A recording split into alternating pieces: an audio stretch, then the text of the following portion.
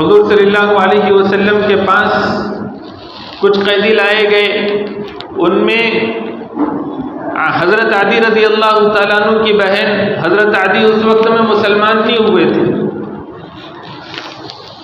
حاتم تائی کی بیٹی، یہ بھی گرفتار کر کے لائی گئی، حضور صلی اللہ علیہ وسلم کے سامنے پیش ہوئی۔ آپ صلی اللہ علیہ وسلم نے اس کو اوڑھنی اڑائی،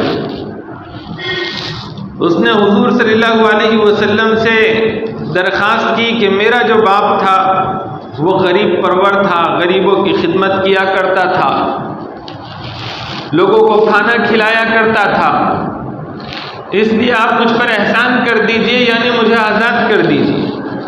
آپ صلی اللہ علیہ وسلم خاموش رہے۔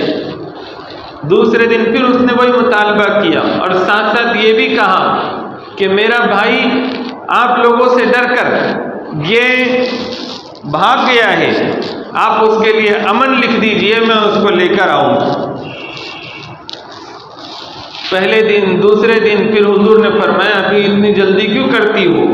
تمہارے خاندان کے کچھ لوگ جب آئیں گے اور تم کو ان کے اوپر اعتماد ہوگا تو اس وقت میں ان کے ساتھ چلی جانا۔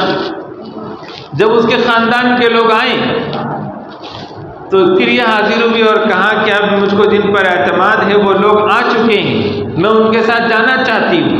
تو حضور صلی اللہ علیہ وسلم نے کپڑے، سفر کا ساز و سامان، سواری، یہ سب دے کر اس کو روانہ فرمایا۔